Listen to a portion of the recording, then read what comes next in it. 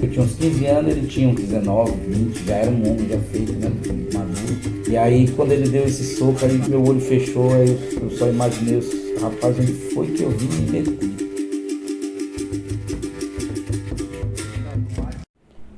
Olá, seja bem-vindo ao Pipoca Pod, o seu podcast sobre capoeira. E hoje é um dos programas do nosso quadro Conta Mais. E hoje nós estamos aqui com o mestre doutor. Tudo bem, mestre doutor? Opa, tudo bem, Pipoca? Queria agradecer pelo convite, né? Espero poder contribuir um pouco aí com o trabalho. O senhor já contribui, mestre. Obrigado. Então, bora lá. Seu nome? Nome Francisco Sidney da Silva. Seu apelido? Mestre doutor. A idade? Eu tenho 51 anos. Sua data de nascimento, mestre? 14/12/1972. O senhor é natural de? Sou natural de Fortaleza. A sua religião? Eu sou evangélico, mas no momento eu me encontro um pouco afastado. A sua família, o que o senhor pode falar um pouco sobre ela? Família é a minha base, né? De onde eu tiro forças para seguir todos os dias, né?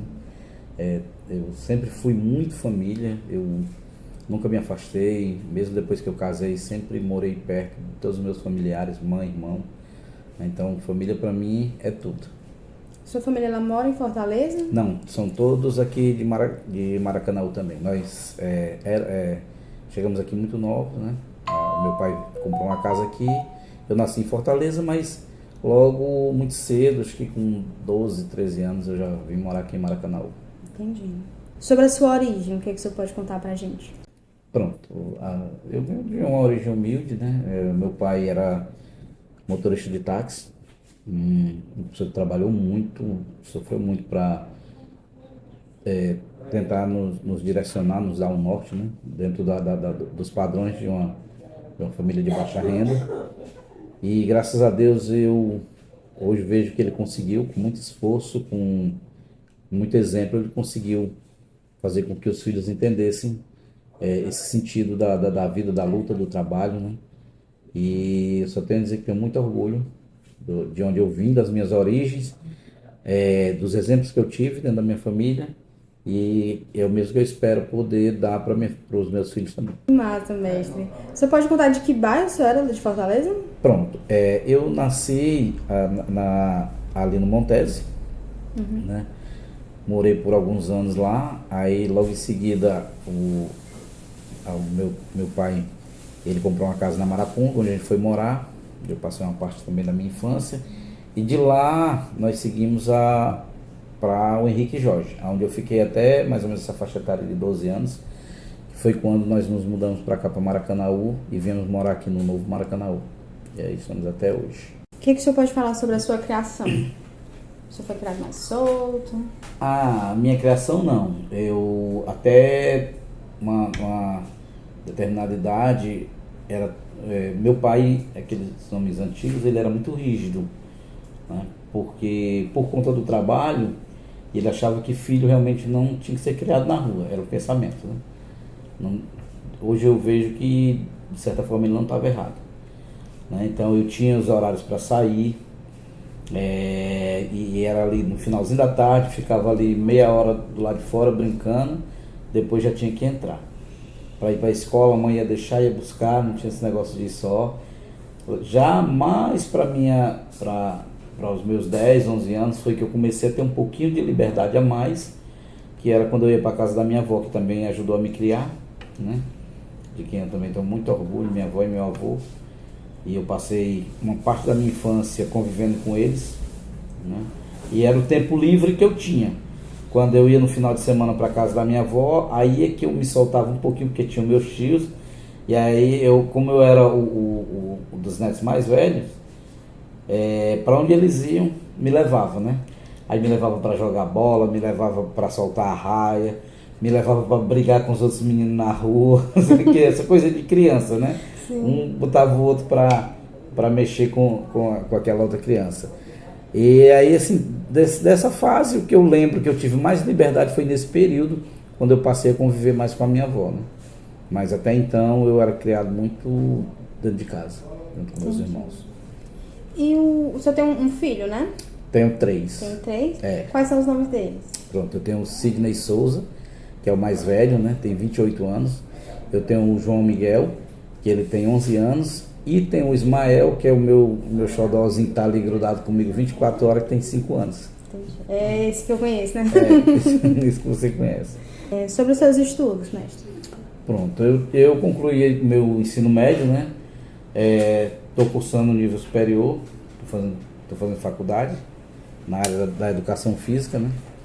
E estou aí na batalha. Apesar da idade já estar um pouco avançada, mas eu acho que nunca é tarde para quando a gente quer conquistar algo, né, na vida. Então, eu não vou parar não, só vou parar quando eu morrer. Tem planos aí de fazer outros estudos? Sim, eu quero concluir a minha faculdade e eu tenho a pretensão de, se possível, né, se o tempo der e as condições deixarem, eu fazer também fisioterapia. Eu me identifiquei muito, eu leio com relação a isso, né, e eu acho que é uma área muito, muito bonita de se trabalhar. O senhor gostaria de compartilhar alguma memória marcante com a gente? Uma memória marcante que eu tenho é uma coisa que aconteceu na minha vida quando eu acho que eu tinha mais ou menos a idade do meu filho, hoje, né, do Ismael, que é o mais novo, tem 5 anos. Alguns momentos que eu tinha brincando com meu pai, né, que a gente morava numa casa muito pequena e ele trabalhava muito, ele quase não tinha tempo. Aí eu lembro que quando ele chegava do trabalho, ele me pegava para jogar bola com ele, né? Era o tempo que a gente tinha junto, era isso, era uma coisinha rápida, mas ele pegava ali na sala, afastava as coisas e ficava jogando bola comigo dentro de casa. E isso eu nunca esqueci, por isso que eu associo uma memória marcante, porque eu era uma criança, mas eu lembro nitidamente desse momento. Após isso, eu tive algumas convivências com ele, no sentido de que ele trabalhava, quando a gente veio morar aqui no Maracanaú, ele deixou de ser taxista, até porque ele sofreu alguns assaltos, alguma coisa, isso traumatizou muito ele, né? E isso foi muito ruim, foi uma fase ruim da nossa vida. E aí ele abandonou e colocou um comércio. E nesse comércio eu andava com ele, mas eu andava muito com ele trabalhando, né? Eu com 9, 10 anos de idade, eu já saía de bicicleta com ele para vender mercadoria, ele botava mercadoria na garupa da bicicleta e eu ia vender com ele. Era maravilhoso porque era um momento também que eu tinha com meu pai, mas assim, que me marcou mesmo foi essa fase, que o restante foi muito de trabalho, foi muito só de dar exemplo, né? Ele não tinha todo esse tempo, até porque nós éramos 7, somos 7 filhos, e para uma pessoa da nossa condição, de onde veio, hoje criar um filho é difícil, imagine 7, né?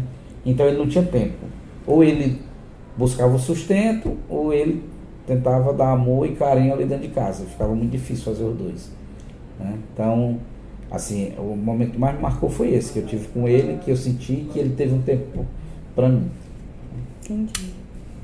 Quais são os nomes dos seus irmãos? Eu tenho o Cid, vou começar pelos mais velhos. Tem a minha irmã, que é a Sueli, ela tem 53 anos. Aí eu sou o segundo mais velho, né? Depois vem a Sandra, que é minha outra irmã. Precisa o nome completo? Não, só não. A Sandra. Aí tem o Cid, que vem depois dela. Aí tem o Haroldo, tem a Daniele e tem o mais novo, que é o Daniel, né? Desses aí, 3 nasceram já aqui, que foi o Haroldo, a Daniele e o Daniel. Os outros 4 nasceram lá no Rio de Janeiro.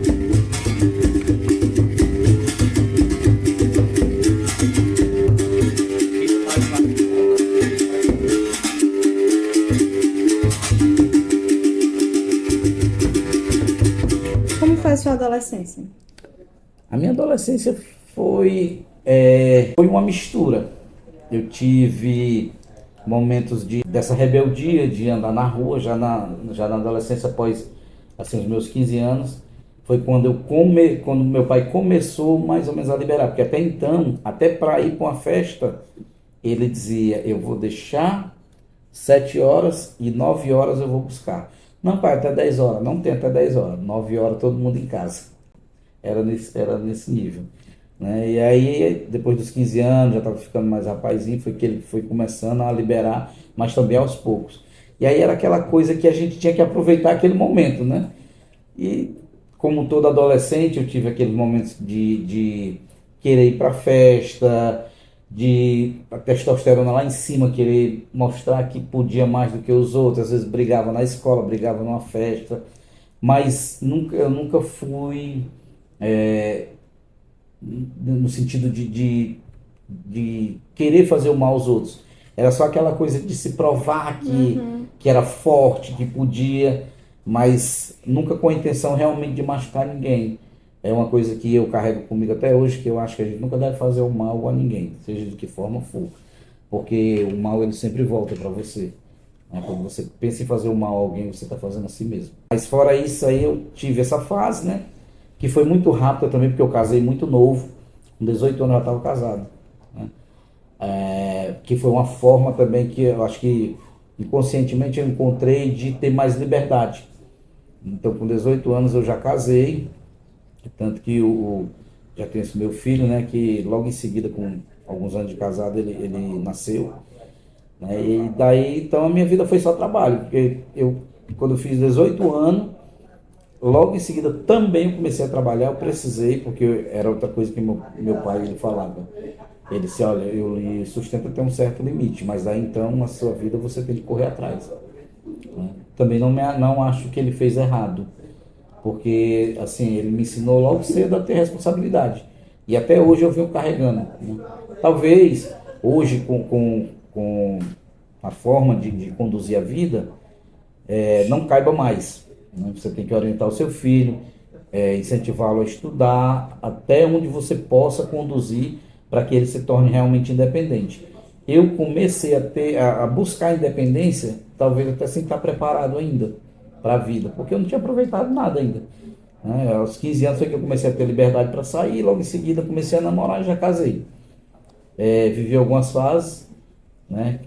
Como eu falei, de ter esses embates, de ir para jogo de futebol e ter aqueles problemas que todo adolescente tem, mas na grande maioria o que eu fazia muito era brincar. Eu gostava de me divertir, eu gostava de estar com os amigos, eu gostava de participar das coisas nesse sentido. Né? Então foi muito bom. Mas logo em seguida eu já comecei a ter responsabilidade. Muito novo, já comecei a ter que lutar pela vida. Nessa sua fase, assim, mais complicada, teve alguma encrenca boa que o senhor se meteu, assim? Teve algumas, viu? Teve já. Até aqui mesmo no Maracanaú, e não foi nem comigo, o problema era com a irmã minha, que a gente tinha ido para uma festa aqui no Maracanaú, e aqui, aí umas meninas mexeram com ela, quando mexeram, aí os rapazes que estavam com ela vieram também, né? E eu estava distante, assim, conversando com uma amiga, quando eu vim chegando, acho que nessa época eu deveria ter uns 16, 17 anos, né? Quando eu vinha chegando para falar com os rapazes, que eu afastei as minhas irmãs, que eu abordei eles assim, aí um que estava do lado me deu um soco, né? Eu consegui tirar, quando eu tirei que passou, aí o outro que estava de frente deu que o sangue desceu. Quando o sangue desceu, que eu quis ir para cima, assim, para ir para o embate mesmo, aí o cara puxou uma faca. Aí foi aquela confusão, ele, você vai ter que sair daqui correndo. Eu disse, rapaz, é o seguinte, você vai me matar, porque correr eu não corro. Né? Então, assim, ou a gente sai daqui andando, ou não sai. Mas correr eu não corro. Aí isso foi uma confusão, repercutiu depois, porque eu estudava aqui no Instituto São José e tinha muitos amigos tinha uns colegas daqui de Maracanaú, mesmo eu morando no Novo, mas nessa época existia as rivalidades entre quem morava no Maracanaú, quem era do Piratininga, Coqueiral e quem era do Novo. Eles não se falavam, existia aquelas turminhas. E eu falava, como eu estudava no Instituto e eu tinha esse acesso, e eu sempre gostei da conversa, eu tinha amizade com todos eles. Eu andava em todos os bairros, não tinha desavença com ninguém. Né? E aí quando isso aconteceu, esse rapaz era do Alto da Mangueira, e aí os colegas quiseram ir lá, né, queriam fazer confusão. Eu disse, não, deixa isso pra lá, isso já passou. Um dia as pedras se encontram. Né? Aí outra vez também foi lá no colégio. Eu estudava à tarde e eu tinha um primo que estudava pela manhã. Aí ele me procurou e disse, rapaz, tem um cara lá que toda vida ele fica mexendo comigo. Aí eu disse, quem é esse? Aí ele disse o nome, era o Mário, hoje um grande amigo meu. Aí, pois vamos lá, eu vou lá, tu me espera lá na sala que eu vou lá de manhã. Aquela fase que eu te falei que a gente fica meio, né?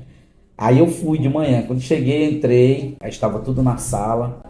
Aí nesse dia, para provocar ele, aí eu mexi com assim, eu não mexi, eu só chamei, disse que ela era bonita, a namorada dele, porque eu sabia que ele ia achar ruim, né? Rapaz, aí isso foi um problema, porque é, ele era daquela época, daquela turma dos bombeiros, aquelas crianças que andavam, aí tinha aquela turminha deles. Ah, vamos resolver isso lá fora. Eu disse, bora. Aí ele era temido lá dentro da escola, no instituto, né? Aí juntou logo aquela ruma de aluno, vai lá para a porta da escola. Quando chegou lá, quando eu quis me preparar, eu achando que estava bem, né? Quando eu quis me preparar para fazer isso, para me armar para ir para a briga, ele me deu um soco que fechou o meu olho, porque ele era bem mais velho. Era como, eu tinha uns 15 anos, ele tinha uns 19, 20, já era um homem já feito, né, maduro. E aí quando ele deu esse soco, aí meu olho fechou, aí eu só imaginei, rapaz, onde foi que eu vim me meter? Aí já estava sem jeito, aí começou a confusão. Eu sei que, para resumir, o diretor veio, aí queria me dar a suspensão, porque eu estudava à tarde, tinha ido procurar confusão de manhã. Sei que ficou, aí eu fiquei com medo dele, porque o soco foi muito forte, né? Aí pronto, aí onde eu via ele, eu ficava me escondendo. Ficava me escondendo. Só que aí eu fui amadurecendo, fui treinando, aí depois, quando eu me aproximei dele, quando a gente teve a oportunidade de conversar, eu olhava para ele assim, eu não via mais perigo, eu achava, mas como é que pode, era assim, da vez que eu o vi, eu achei ele tão forte, eu achei que ele podia me matar naquele dia. E hoje, assim, de certa forma, eu vejo que não oferece nenhum perigo. Mas só que eu já estava com outra cabeça, né? Já bem mais maduro também. E daí eu conversei com ele, a gente se tornou amigos. Pessoa maravilhosa também, já mais maduro. Coisa de adolescente, né? Mas foi uma confusãozinha meio que me deixou quase que traumatizado. Só a história boa. Bora lá. E o que o senhor pode dizer aqui? O que mudou mais da sua adolescência para sua fase adulta? Pronto. Aí na minha fase adulta, que aí eu já vinha treinando capoeira, né? E aí teve um período que eu comecei a refletir essa fase da adolescência, essa fase do querer ser, né? Dentro da capoeira. Só que aí eu já não lutava fora, eu lutava dentro das rodas de capoeira, até porque eu venho de uma fase, que foi uma fase de transição da capoeira, que foi muito pesada. Os grupos estavam se formando, a capoeira estava começando a ter uma aceitação, né? Apesar de já vir de uma década bem mais antiga, mas esse período de 80 e 90 foi um período em que a capoeira era muito dura, era muito pesada, os grupos se encontravam, a rivalidade era grande, a gente brigava na rua, se encontrava dois grupos de capoeira, dava confusão no meio da rua. Tinha roda de capoeira que terminava em bala, o pessoal puxava faca, era uma coisa. Tinha um mestre aqui no Maracanã, que hoje é o saudoso mestre Guerreiro, ele ia para as rodas de coturna e com a corrente na mão, correntezona. E ali começava a confusão e dava de corrente, dava de chute de coturno, aquelas coturnas de bico de aço. Então, quer dizer, era uma coisa e totalmente sem nenhum controle. Se alguém fosse lhe chutar, ele não ia medir a proporção do chute para tentar preservar a sua integridade. Não, era onde pegasse, do jeito que fosse, se levantasse, abaianasse, levantasse lá em cima, ao invés de só jogar no chão, virava e enfiava de cabeça no chão. Então era uma coisa muito pesada, né? Eu frequentei algumas rodas que saía 2, 3 desmaiados a cada roda, e isso já era comum pra gente. Então, eu refleti toda essa fase mais agressiva nesse momento da capoeira. E aí foi bom porque fez com que eu também conseguisse sobreviver, né? Porque ou você batia ou você era saco de pancada dos outros. E por um período eu fui saco de pancada de alguns, porque eu não queria ser agressivo, mas eu precisei aprender naquela fase, né, que precisava para poder sobreviver. Logo eu vinha de uma escola que os integrantes, né, o mestre, eles gostavam muito da luta. Não era ser brigador, mas era gostar da luta. O mestre Zebrinha gostava muito da luta, Tyson Dengoso, que treinava comigo. E ainda tinha uma desvantagem que da turma todinha, que eu não sei o que me deu na cabeça de procurar um grupo que só tinha cara grande. Né? Então eu com 1,54 m, pesando 52 quilos, eu era um palitinho, né? No meio só dos caras grandes, então eu era o saco de pancada deles. E aí eu precisei aprender, eu disse, não, aqui eu aprendo ou morro. E eu me identificava com a escola, mesmo eu não querendo na luta, mas eu me identificava com a filosofia, com a ideologia do mestre, né? Tinha a questão da amizade, do respeito, que a gente passava o final de semana junto, viajava junto, então eu gostava daquilo e eu me sentia bem. Então eu aprendi ali, eu passei por situações muito ruins, né? Já tive chute no rosto de praticamente fraturar esse osso. Já, do jeito que eu te falei, já me abaianaram e enfiaram de cabeça no chão, os próprios amigos de treino. De eu ficar assim 3 dias tentando entender o que tinha acontecido e aí voltar. E o meu mestre, ele tinha aquela coisa que ele passava aquela confiança pra gente, né? E a gente entendia e a gente associava que assim, quer saber se o cara tem coragem? Não é quando ele bate nos outros, não, é quando ele toma um prejuízo e ele volta. Quando ele toma um prejuízo, ele volta. E quando a gente tomava esse prejuízo e voltava para a luta, a gente era uma vitória, sabe? A gente era uma vitória. Aí foi outra fase, né, que eu vivi dentro da capoeira. Já casado, novinho ainda. E nesse período, a capoeira foi muito importante porque ela me ajudou a amadurecer. A duras penas, em situações assim que eu precisava cuidar da minha família e eu precisava sobreviver dentro da capoeira. Então, eu acho que uma coisa puxou a outra, porque para poder voltar para casa, quando eu estava lá, eu pensava na minha família, se eu me der mal, eu não volto. Então, eu precisava fazer o meu máximo, né? E ao mesmo tempo a capoeira puxava de mim e, de certa forma, me dava força para que fora eu ter coragem de lutar e cuidar da minha família. Então, eu associo que um ao outro sempre está muito ligado. Como é que o senhor descreveria aí a sua jornada? A minha jornada na capoeira, hoje eu posso dizer que ela foi maravilhosa, porque eu estou começando a colher os frutos, né? Mas eu tive muitos altos e baixos.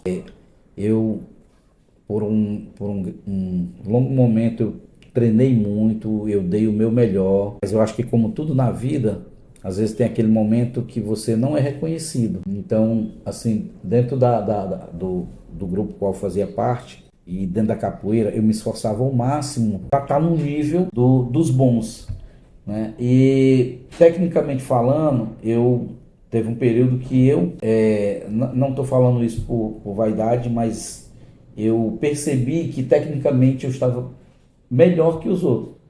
Talvez pela minha diferença de tamanho, eu precisava ser mais rápido, ser mais técnico, ser mais ágil para poder sobreviver. E eu consegui isso. E eu me esforcei muito e eu esperava o reconhecimento das pessoas que nos lideravam e não vinha. Porque muitas vezes, nesse período, o pessoal vislumbrava muito o tamanho, a força, a maldade. E como eu te falei, eu não tinha maldade, eu tinha técnica. Eu jogava, eu conseguia encaixar uma tesoura, eu dava uma vingativa e tudo. Mas o que, nesse período, que o pessoal achava bonito era quando você dava um martelo na boca do outro e quebrava todos os dentes. Aí eram os caras, né? Aí por conta disso eu perdi muitas oportunidades de viajar. Eu realmente me sentia discriminado quando estava no meio de todo mundo. A gente chegava na roda, o primeiro saco de pancada quem era? Porque o pessoal olhava, só tinha aqueles armários, procurava quem para bater? O pequeno, né? Então sempre ficava essa situação. Aí isso teve um momento que me deixou muito triste, né? Porque eu não via o respeito da parte dos colegas que treinavam comigo. E aí eu precisei cada vez mais me superar e eu precisei ser forte para poder passar por isso. Eu frequentei a minha mesma escola durante 28 anos. Eu saí apenas para fundar o meu grupo. Mas a minha vida toda foi dentro da minha casa, que ainda hoje eu considero como minha, né? Apesar de eu não fazer mais parte, mas eu sempre estive lá e eu sempre lutei. E se eu estivesse lá hoje, eu acho que eu ainda estaria lutando ainda para manter o meu espaço. O senhor tem algum arrependimento? O arrependimento, não, eu acho que a gente não deve se arrepender das coisas que a gente faz, porque tudo na vida te conduz para o bom caminho quando você quer isso para sua vida, quando você quer se encontrar, né? Então, eu acho que até para mim estar onde eu estou hoje, era necessário eu passar por algumas coisas que me deixaram triste, algumas coisas que às vezes a gente pensa, não, se eu não tivesse ali teria sido melhor. Mas eu não me arrependo, eu não me arrependo de nada que eu fiz. O caminho que eu estou trilhando é o caminho que eu acredito. A questão de vencer ou não é muito relativo, né? Porque eu acho que a vitória hoje ela está naquilo que te faz bem, independente da sua condição social, da sua condição financeira. Se aquilo que você conquistou te faz bem, você não precisa se arrepender de nada. Então eu estou muito bem, hoje eu estou muito bem resolvido comigo mesmo, né? Eu tenho as minhas metas a conquistar ainda, a deixar para a minha escola, a deixar para a minha família, mas, como eu te falei, eu estou no caminho, eu só vou parar de lutar quando eu morrer.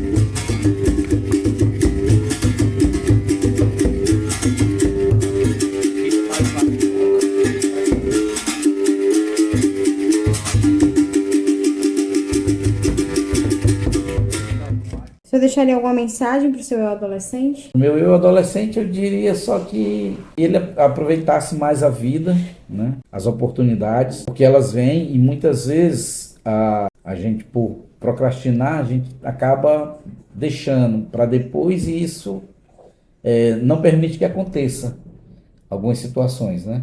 Mas o meu adolescente, eu só diria que ele seja feliz. É importante, né? É sobre a sua profissão. A minha profissão, logo quando eu casei, né? Eu casei logo com 18 anos, eu ainda não tinha profissão definida. Nessa época, teve toda uma situação que, por conta dessas mudanças, eu perdi alguns anos de estudo, porque quando eu chegava mais ou menos no meio do ano. Aí, então, eu já vim terminar o meu ensino médio, já depois que estava casado, e já estava trabalhando, então. Aí daí foi que, através do meu casamento, eu consegui encontrar uma profissão. E a minha sogra, ela costurava, e quando a máquina dela quebrava, eu via ela perturbada ali, esperando um mecânico para consertar, e demorava e tudo, só que deixa eu olhar aqui, aí eu ia lá, mexia, às vezes dava certo, né? E aquilo foi me dando um gosto, e logo em seguida, que eu acho que, eu acredito muito que Deus direciona tudo na vida da gente, ele me colocou naquele caminho e logo em seguida abriu vagas para um curso na associação aqui do Novo Maracanã. Por isso que eu luto tanto também pela questão das associações. Eu acredito muito nesses projetos de bairro. Eu acredito no projeto do Semente de Café, no projeto que eu faço, porque dali, talvez não todos, mas alguns tenham uma mudança na vida. Ah, mas é um projeto gratuito. O projeto é gratuito da forma que você conduz ele. Ele é gratuito, mas ele vai lhe pagar com a vitória que o seu aluno vai ter, né? Então, eu acredito muito nesse sentido. Eu não concordo muito com o projeto quando ele é só para enxugar gelo. Ah, vamos fazer ali porque é momento político, aí a gente trabalha ali 3 meses, 6 meses no máximo, depois tira as costas, abandona todo mundo, acabou. Quando é um projeto como esse, que vocês se preocupam com as crianças, que vocês dão um norte, procuram direcionar, esse projeto tem muito valor. E isso aconteceu comigo. Na Associação do Novo, veio um projeto do Senai para ministrar um curso de 1 mês de mecânica de máquina de costura. E aí foram fazer as provas de seleção. Eu fiquei em primeiro lugar na prova, eu fiquei em primeiro lugar no curso. Logo em seguida, quando eu terminei o curso, com 15 dias, chegou uma empresa em Acarape, que era de uns japoneses que eles iam montar uma fábrica de montagem. E como eles não conheciam nada aqui, o primeiro lugar que eles foram no Senai, atrás de pessoas que tivessem acabado o curso há pouco tempo. Aí eu fui direcionado para lá, passei 2 anos trabalhando, eu saía daqui na segunda, bem novinho. Ficava a semana toda lá, só vim embora no sábado. Passei 2 anos. Quando eu saí, a gente montou a linha de montagem todinha, praticamente montou a fábrica toda. E aí eu fui só me profissionalizando. Passei 2 anos lá, com 2 anos eu saí, aí fui para a autorizada da Cinge trabalhar só com garantias, e lá eu fiquei por 12 anos. Quando eu saí de lá, eu montei a minha empresa, né? Montei a minha empresa de máquinas de costura, que é onde eu trabalho até hoje, né? Eu trabalho com a mecânica, e até então eu não vivia da capoeira. A capoeira para mim era um hobby, né? Que eu gostava muito. Mas aí com o tempo vem a profissionalização, vem a graduação, e você se vê não só mais como um praticante de capoeira, mas alguém que precisa defender a capoeira. E aí muda o sentido. É uma das coisas que eu sinto falta às vezes, é de quando eu só jogava capoeira, quando eu era só aluno, que era maravilhoso. Você chega, você brinca, você não tem tanta responsabilidade, né? A não ser treinar. E quando você assume o papel de líder, que você precisa dar exemplo, que você precisa conduzir, aí muitas vezes tira um pouquinho do seu prazer, porque a sua preocupação com o seu compromisso é bem maior, né? Então eu fiz esse curso na associação e hoje eu continuo atuando na minha área, né? E também hoje eu sou profissional da capoeira, hoje eu vivo também da capoeira. Então eu tenho essas minhas duas áreas que eu trabalho hoje que me ajudam no meu sustento, que é a capoeira e a minha área da mecânica. Interessante. E como foi que a capoeira entrou na sua vida? Incrível, né? E até os 13 anos, 12, 13 anos, quando eu mudei para cá, eu nunca tinha visto capoeira na minha vida. Por isso que eu também digo que Maracanã foi um referencial na minha transformação, porque tudo aconteceu comigo aqui. A minha profissão eu aprendi aqui e a capoeira também. Eu estudava no Instituto São José e eu ia pelo lado de lá. Aí nesse dia, os colegas me chamaram para vir pelo Gereissati. O Gereissati era muito novo ainda, estava em processo, só tinha as primeiras avenidas, o local que vocês moram nem tinha. Aí eles me chamaram para vir por lá e eu vim. Nós pulamos o muro da Refesa, passamos por cima do trilho, correndo que os guardas corriam atrás. Aí viemos aqui pelo Gereissati. Quando chegou ali, próximo da pracinha do Construindo Saber, aí lá, antigamente era um mercantil e depois fechou, que era o antigo mercantil ABC. Isso só quem é morador antigo aqui que sabe. Aí lá tinha um galpão. Aí eu só vi aquela zoada, um som ligado, e eu fui brechar com o bongolzinho do galpão. Quando eu olhei, aí tava o mestre Zé Buscapé, bem novinho, dando aula para mais 3 meninos, que foram os 3 que começaram treinando comigo, que era o Vanim, o Jane e o Negão, que era o que a gente só chamava ele de Negão. Eram eles 3 treinando com o Zé. E eu olhei aquilo, aí eu gostei da batida do berimbau, né? Eu gostei da batida do berimbau, que ainda era aquelas fitazinhas, cassete. E eles treinando lá e eu vendo aquelas pernadas e eu achei legal. Aí eu não falei nada, fui embora, mas eu fiquei com aquilo na mente. Eu disse, rapaz, aquilo é tão legal, né? Que é aquilo. Aí passou, com 2 dias eu voltei. Aí ele estava lá de novo. Aí eu meio acanhado, mas eu fui e entrei. É isso aí. Aí ele falou, você quer capoeira? Quer treinar? Eu queria fazer uma aula. Aí comecei a fazer a aula e a gente treinava nós 4, ele dava aula. Ele não tinha graduação, era como se fosse... Ele era iniciante também, mas ele já tinha um dom para dar aula, porque o Zé Buscapé tem um dom muito massa para dar aula de capoeira. Ele assim, o básico dele é maravilhoso, sabe? Dá uma aula divina. Nós, inclusive, vamos ter um episódio falando sobre o dom. É um episódio que a gente vai analisar a música Todo Mundo Tem um Dom. Sim. A gente vai falar sobre isso também, vai ser massa. Legal, pronto. Pois o Zé Buscapé tem um dom para ensinar capoeira. Ele é uma pessoa muito boa nisso que ele faz. E aí eu comecei a treinar com ele, né? Nós passamos um tempo e eu sempre acreditei nisso, para tudo na minha vida. Você tem que ser firme naquilo que você quer. Então, eu treinava com ele e eu fiquei com ele até um dia e realmente eu percebi que não dava mais pra gente trabalhar junto. Eu acho que do início da minha capoeira com ele eu fiquei durante 2 anos, né? E houve algumas mudanças e essas mudanças acabaram atrapalhando naquele período a nossa amizade e o respeito. Porque, como eu falei, a coisa que eu prezo muito é o respeito. Então, a gente pode até chegar a discutir algum assunto, mas até na discussão a gente precisa respeitar um ao outro. Quando você passa de determinado limite, aí eu acho que já acabou a amizade, acabou o respeito, acabou tudo. E aí, quando isso aconteceu, foi logo quando eu consegui conhecer o mestre Zebrinha, na época ele tinha acabado de se formar mestre, e então, desse período eu já saí do Zé Buscapé, e fui treinar com o mestre Zebrinha, onde eu fiquei por 28 anos do lado dele. Fiquei por 28 anos fazendo parte da escola dele. O meu ideal era me tornar a liderança quando todo mundo chega a hora de pendurar a chuteira, né? Então, assim, eu imaginava quando meu mestre estivesse mais velho, que eu pudesse conduzir o grupo e que ele ficasse só colhendo os frutos, né? O trabalho pesado a gente ia fazer e ele ia estar lá só para receber pelo que já fez. Infelizmente não pôde ser assim, foi uma das coisas que me deixou muito triste. Eu não tinha pretensão nenhuma de fundar a escola, nunca cogitei isso, nunca cogitei fundar a escola. Eu sempre pensei em dar continuidade ao legado do meu mestre. Essa era a minha intenção, era manter a escola, era trazer isso para a vida, porque eu acredito que o mestre e o discípulo eles têm que caminhar junto.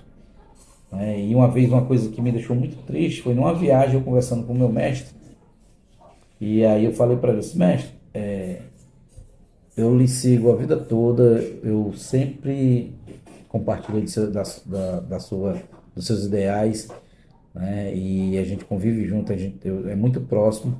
E o senhor uma vez disse para mim que talvez que acha que eu sou muito mais legião do que o senhor mesmo, né? Porque eu era muito firme nesse sentido de defender a bandeira, de defender os amigos, sabe? E eu disse, mestre, se por um acaso eu viesse a morrer, primeiro que o senhor, e eu tenho meu trabalho dentro do grupo, eu tenho meus alunos, como é que ficaria o meu nome? Porque uma coisa que eu sonho é em deixar um legado. Não uma coisa que assim todo mundo precise estar me ovacionando, de forma nenhuma. Um legado que as pessoas digam assim, ó, isso aqui teve a participação dessa pessoa, né, dentro de uma coisa positiva. E aí eu sei, como é que vai ficar o meu nome? Eu disse, não, se isso viesse a acontecer, aí, tipo assim, os meninos que treinam contigo, eles passavam para outro mestre ou para mim, e aí tirava o teu nome das camisas e pronto. Aí eu tirava meu nome das camisas, sendo que eu tenho meus alunos, sendo que eu fiz parte da escola a vida toda, quer dizer que eu seria apagado da memória do grupo. É porque, tipo assim, a gente nunca conversou sobre isso, então, assim, eu via que ele não se preocupava, não tinha isso, né? E eu acho que isso é importante. Se você tem um legado e aquilo vai perpetuar pela vida, porque a gente aqui está só de passagem. Muito provavelmente eu não vou colher os frutos do que eu estou plantando hoje, mas eu espero que esses frutos que estão sendo plantados, eles nasçam lá na frente e aquilo faz com que a minha memória seja lembrada. Porque senão, na minha concepção, isso fica em vão. Querer tanto fazer para não deixar nada, porque quando a gente não deixa nada, automaticamente é destruído. Se o aluno que daqui a alguns anos fizer parte da minha escola não conhecer a minha história, ele não vai ter vínculo nenhum com a escola, ele não vai ter amor pela escola, porque ele não conhece a história, ele não sabe onde começou, quem passou por ela, né? Então ele chega num grupo, a mesma coisa de você querer, não existe cultura se você não lembrar e não preservar aquilo que aconteceu no passado, né? Então eu vejo muito por esse lado, eu acho que a capoeira, ela precisa disso, como se hoje se fala de bimba, se fala de pastinha, né? Se fala de Valdemar, eu acho que a gente também precisa se preocupar com isso, em deixar algo dentro da sua escola para que as pessoas se lembrem e tenham um norte para ir. É assim que eu vejo. Aí, esse período, né, quando eu iniciei na capoeira, eu sempre busquei muito isso, eu sempre fui muito fiel no sentido de que justamente a minha intenção é deixar esse legado, é dar continuidade, tanto que do meu primeiro mestre, que foi o Zé Buscapé, eu só saí dele para ir para o mestre Zebrinha, que foi onde eu continuei o meu legado, né? Onde eu fui construindo a minha história dentro da capoeira. E só saí para fundar a minha escola. Mas que hoje ainda eu sinto falta dos meus mestres, da gente sentar, da gente conversar, de ouvir um conselho, né? De dizer assim, ó, tu tá errando aqui, vai por aqui. Eu não tenho mais isso, a gente tem que aprender na marra. É uma pena. O senhor fundou o seu grupo em que ano? Eu fundei o meu grupo em 2016. Né? Na realidade, a data de fundação está registrada como 10 de dezembro, mas o grupo mesmo ele foi fundado no dia 2 de outubro. 2 de outubro eu tive uma reunião com os outros mestres que fundaram o grupo junto comigo, no qual eles ficaram só um ano e depois se desligaram. E no dia 2 de outubro a gente começou a articular, fizemos nossa primeira reunião, até na associação lá no Siqueira, associação daqui. De lá a gente já começou a articular, quando foi no dia 10 de dezembro, aí a gente fez a oficialização. Mas a fundação realmente foi no dia 2 de outubro. Aí no dia 10 a gente fez a oficialização, até teve a presença do mestre Saci, que foi aluno de mestre Bimba, uma pessoa muito importante, e dos mestres aqui do estado do Ceará também se fizeram presente na fundação. E aí a gente fundou em 2016 e agora a gente está indo para os 7 anos de fundação já. Em dezembro agora, se Deus quiser, a gente está comemorando 7 anos. E de onde é que veio o nome, Nação Griot? Pronto, esse nome Nação Griot, ele é do dialeto africano, né? Ele significa, ele tem vários significados, grão de luz, guardião, o que transmite o conhecimento de pai para filho, né? Que é aí todo lá na África, todo artesão, todo aquele que preserva a cultura, ele é chamado de griot.